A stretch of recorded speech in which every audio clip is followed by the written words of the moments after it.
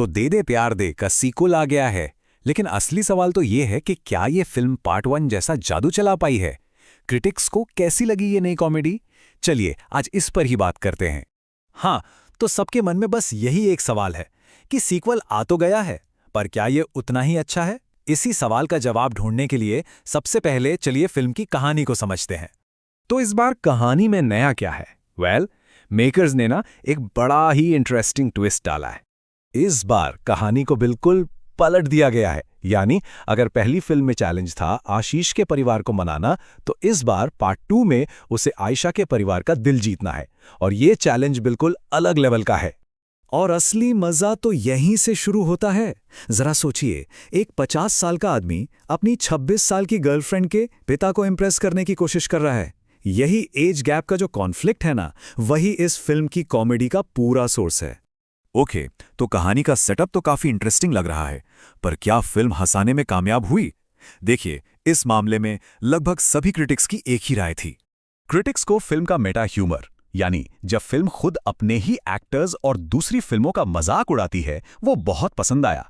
मतलब अजय देवगन के सिंघम और शैतान के रेफरेंसेस से लेकर उनके उस फेमस एड बोलो जुबान केसरी तक, ऐसे इतने सारे मोमेंट्स हैं जो थिएटर में लोगों को जोर से हंसने पर मजबूर कर देते हैं।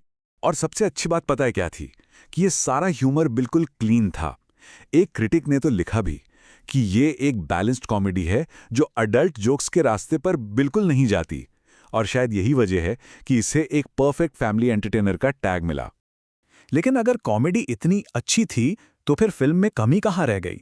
तो क्रिटिक्स के मुताबिक फिल्म की सबसे बड़ी प्रॉब्लम थी उसकी स्पीड और उसका स्ट्रक्चर। कई क्रिटिक्स का कहना था कि उन्हें ऐसा लगा जैसे वो एक नहीं बल्कि 2 अलग-अलग फिल्में देख रहे हैं। फर्स्ट हाफ जो है वो एकदम फास्ट पेस्ड है, कॉमेडी से भरा हुआ है और उसमें एक भी गाना नहीं है। लेकिन इंटरवल के बाद पिक्चर अचानक स्लो हो जाती है, ड्रामा बढ़ जाता है और गानों की तो जैसे बौछार हो जाती है। और एक हैरानी की बात यह भी है कि फर्स्ट हाफ में फिल्म का हीरो यानी अजय देवगन का कैरेक्टर ज्यादातर बैकग्राउंड में ही रहता है। मतलब वो कुछ एक्शन लेने के बजाय बस दूसरे कैरेक्टर्स के डायलॉग्स पर रिएक्ट करते हुए नजर आते हैं। तो ऐसा लगता है कि कहानी में थोड़े अप्स एंड डाउन्स तो थे, लेकिन सवाल यह है कि क्या एक्टर्स की परफॉर्मेंसेस ने फिल्म को संभाल लिया? चलिए अब परफॉर्मेंसेस पर एक नजर डालते हैं।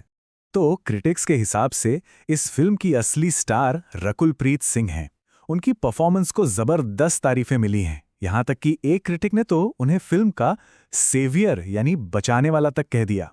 उनका कहना था कि रकुल ने पूरा क्लाइमैक्स अपने कंधों पर उठाया है। और फिल्म में असली जान डाली आर माधवन की एंट्री ने। आयशा के फादर के रोल में उन्होंने इतनी एनर्जी और इमोशनल डेप्थ भरी ना कि वो इस सीक्वल के सबसे बड़े सरप्राइज पैकेज बन गए। सपोर्टिंग कास्ट ने भी काफी अच्छा काम किया। मीज़ान जाफरी ने अपने रोल में लोगों का ध्यान खींचा और जावेद जाफरी तो अपनी शानदार कॉमिक टाइमिंग से हमेशा की तरह ही छा गए। तो चलिए इन सब अच्छी बुरी बातों के बाद अब आते हैं फाइनल स्कोर पर। देखते हैं कि क्रिटिक्स ने फिल्म को आखिर रेटिंग्स क्या दी। एक बड़े पब्लिकेशन ने फिल्म को 10 में से 6.5 की रेटिंग दी है, जिसे एक ऐसा डिसेंट स्कोर माना जा सकता है। वहीं एक दूसरे मशहूर क्रिटिक ने इसे 5 में से 3.5 स्टार्स दिए हैं, जो कि एक काफ़ी पॉजिटिव रिव्यू माना जाता है। तो कुल मिलाकर कह सकते हैं कि रेटिंग्स आमतौर पर पॉजिटिव साइड पर ही रही हैं। तो फाइनल वर्डिक्ट क्या निकलता है? यही कि दे दे प्यार दे 2 एक मज़ेदार टाइम पास एंटरटेनर है। अगर पहली फिल्म पसंद आई थी और एक हल्की फुल्की फैमिली कॉमेडी देखने का मन है, तो ये फिल्म बिल्कुल देखी जा सकती है। और आखिर में एक सवाल सबके लिए कि क्या हर मज़ेदार फैमिली कॉमेडी को एक मास्टरपीस होना ज़रूरी है, या फिर कभी-कभी बस 2 घंटे हंसना और एंटरटेन होना ही काफ़ी होता है? इस पे सोचना ज़रूर बनता है।